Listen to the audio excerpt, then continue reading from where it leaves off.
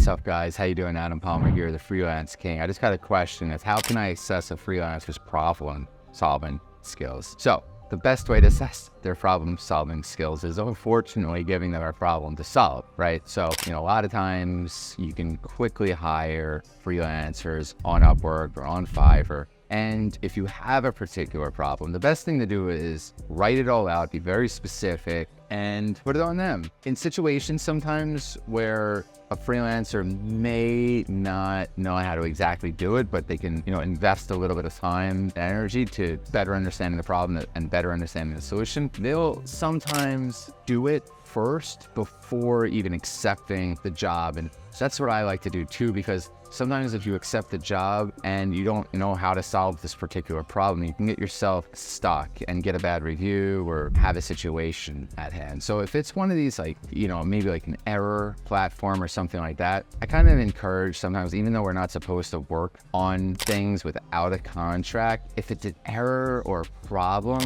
I almost like to solve it and make sure that I can definitely solve this before accepting it. So you may need to put in a little bit of work. And there's gonna be freelancers out there just adamantly opposed to it, but there's gonna be a bunch of freelancers that kind of understand that and will help you out and figure it out with, just as long as, they know that they're gonna be compensated and you're not gonna run away from that. So I know it's not the best advice because I'm almost saying work for free a little bit, but don't work for free. Don't ever do that. But there should be that trust there where the client's gonna be cool with you just putting a little energy into making sure it's doable. And they're gonna be really happy that you did that. So whenever I've done that, I've never had an issue with the client saying, thanks, Adam, let's get the project going. So now the contract starts and it just closes out and they pay me. So it's not really best way of doing things in terms of terms of service, right? Because you're really not supposed to work until you get the contract. However, getting a contract first and figuring out you can't do something is a situation you really want to try to avoid, because you don't want to overpromise and underdeliver. That type of expectation situation will usually leave the client feeling high and dry and frustrated because now they gotta redo everything. And as a client that's dealt with that,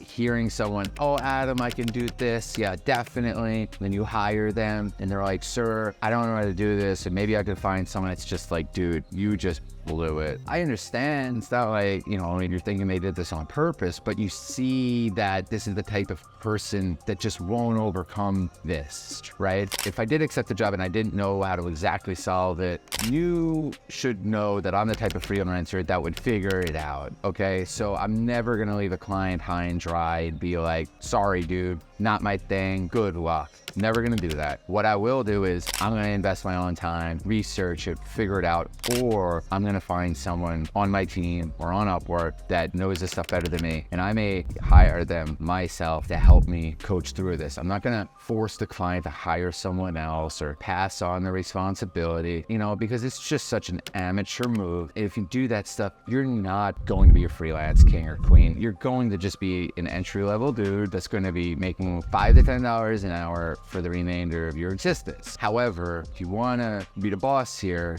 take those opportunities where you don't know the exact way to do something, invest some time into yourself, learn it, and that payoff will be for the future, because now you can increase your hourly rate, you get those solid reviews, because I got news for you. They know when you invest your time to solve it. They sense that, okay? So if you do that stuff, you're gonna blow them away, you're gonna get an awesome review, and it's gonna pay off way down the road, forever, okay? So you'll get that time invested back by 10x or even more, 100x, 1000x, because that's when muscles grow in your brain, It's like when your physical muscles grow. It's like when you get to that strain level and you force yourself to get through it. Well, it's a similar situation with some of these jobs where it's a problem-solving thing, because once you learn how to solve that problem, first of all, problem-solving gets easier for you because you can be more confident in knowing that you can find a solution, but also if you have those skills now, and those skills will pay the bills, you can increase your hourly rate through the justification of getting through that last job and getting that solid review. So hopefully this has been a helpful video for you. Great question, and good luck hiring these freelancers. Thanks.